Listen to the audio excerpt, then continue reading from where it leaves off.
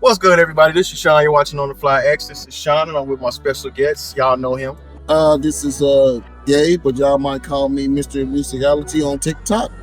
But we're here to talk about Mortal Kombat 2. Yeah, we just came back from the movie theaters, fresh out. Y'all know how I do when I go fresh out, and I'll do a full review later on. But this is something I got to get off my chest real quick. We definitely went to just go see Mortal Kombat 2, and I'm just gonna kick it off right now. We're gonna do a quick rundown.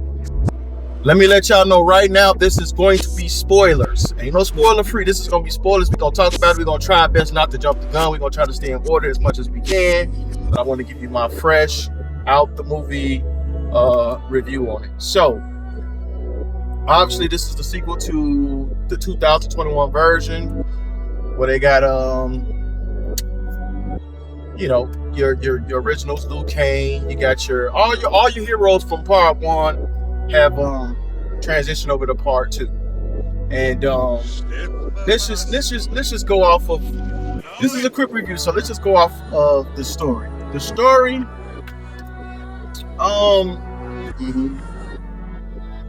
it was kind of all over the place. It didn't really have no direction. It was just like, fight scene, and it didn't give me time to breathe. Like, it didn't give me time to, feel a way about the story. Like, it was just like, okay, we got these people from part 1, we fighting, we going to the next thing, and then we just continue on with the movie. What you think about it? I honestly think that I see where the story is kind of giving a concept of really what we expect the movie to be like. Like, to me, I'm getting, okay, let's go for the Mortal Kombat feel, just like a video game. It gives out, basically talk about Katana and her story, arc, basically, with Shao Kahn, her mother, and you get to know a little bit about her father. But unfortunately, if you know the story, her father gets killed by Shao Kahn. And basically that's how it begins on that part. And it just kind of basically, we getting Mortal Kombat as more of a Katana story and somewhat Johnny Cage story. So you get the best of both on those two parts, but I feel like it's so much to the story that I wish we could have brought more into the other characters as well, instead of them being more side characters. So this is my beef about the movie. Go ahead. Well, Mortal Kombat franchise so far. Now, let me also say this. It was stated that the third movie, the script, is pretty much done. Don't know when they'll be starting to film this one. But the film is complete. Looks like Carl Urban will possibly star in the next one. What I feel about the movie, like Gabe said, this was a Katana story. And to be honest, I don't give a shit about no Katana story. You know what I'm saying? Katana wasn't even in the first one, in the very first game. So for her to be, I guess, focused on, I didn't understand that direction. Now, the big gripe about Mortal Kombat 1 is because they used the character name Cole Young. He was like the main character. And the big reason why people didn't really like it too much, because they made Liu Kang and the other characters, side characters, opposed to him being the main character. No one could really understand what was going on. Stuff like that. In this one, they pretty much just said, we listened to y'all, we heard y'all, and we're gonna try to, give y'all a little bit of, fan service. Right. So, like I told y'all, this is the spoilers. In the movie, they killed Cole Young.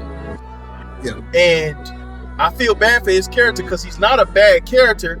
It's just that because they made him the main character in part 1, you didn't really care for him. But for him to be in part 2, you kind of was like, okay, he the guy. They killed dude off brutal. Yeah. He got fucked up brutally. You know what I'm saying? Not only did he get killed a certain way, he got a way where he can't come back. You know what I'm saying? Like, he can't come back. Like, if y'all see the trailer, y'all see that what's his name? Kung Lao came back. Right. Now, how they brought him back is kind of weird, but I understand that's the Mortal Kombat world. As far as Cole Young, that motherfucker ain't gonna be on Mortal Kombat 3. I can tell you that right off the top. And I say it like this. Just expect, if you play Mortal Kombat 2, it's a certain level. All thing I'm gonna tell you is walls and green. Yep. If you know what I'm talking Mortal about. Kombat 2 to be exact. Exactly. Mortal Kombat I meant to, I'm sorry, Mortal Kombat 2. Yeah. Which, that level, I never got to get to do that uppercut. The uppercut that drops you in. Yeah, the acid pit. Yeah. So, I mean, because this one thing I did like about the story. We did have certain areas in the game that actually put in there. They put the forest in there. They put the acid pit in there. They put you think of another place they put in there. You got Outworlds. You got Netherworld. You got mostly everything from the game that you saw the background of, and I love that about that. They actually stay true to that. Yeah. You know, they stay true to the fatalities, which I love too, which is good.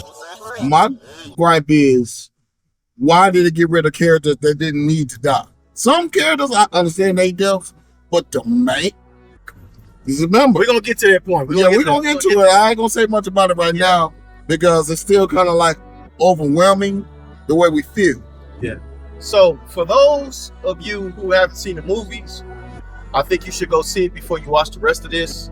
Everybody was kind of wondering if Cole Young was gonna die. That's why I pretty much said what I said as far as spoilers and stuff like that. I don't want to ruin it just yet, but I didn't like this movie. I'm gonna keep it above. Like a 1 through 10, I would probably give it about a 4 or a 5. I didn't like it. Not because of what happened, but let's just be honest. And this ain't nothing against what's name. This was a girl power movie. It was mainly about Katana, which I didn't care for. It was mainly about Sonya. It was mainly about Jade. It was mainly about Sindel, which really didn't have.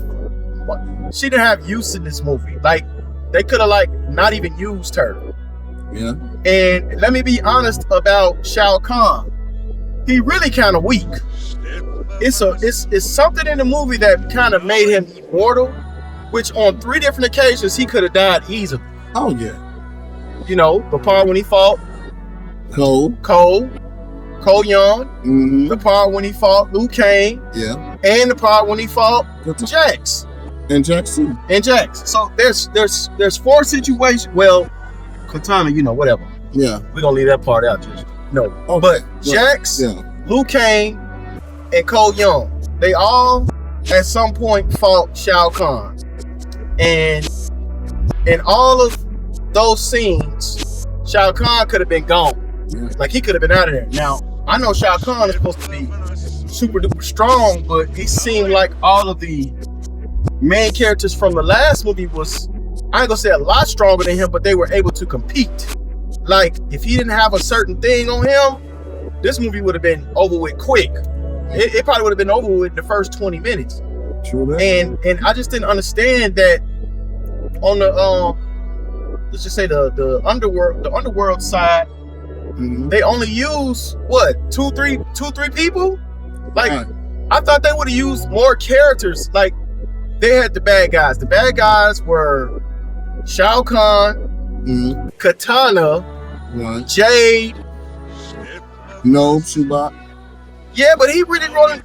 I mean, I guess you Sub-Zero. We'll just say Sub-Zero. If you know what I'm saying. But in all honesty, they didn't have a role for Sub-Zero no Saibot.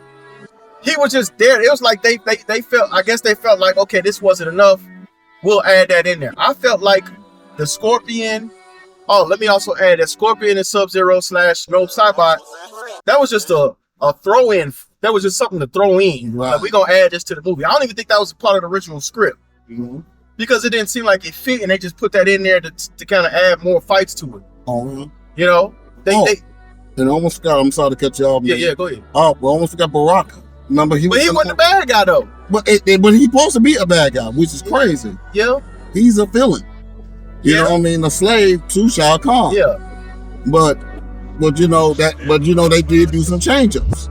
2 people in the movie supposed to be bad guys. Yeah. Most of you got Kano. super bad guy. He's a good guy now. Right. And Baraka? Yeah, Baraka. I ain't gonna cut you off. I really feel like the original version that they had, and they canceled it and postponed this game, or postponed this movie. Mm-hmm. Whatever it was, they should have kept it, because I could tell that these were reshoots, and like I said, I didn't like it.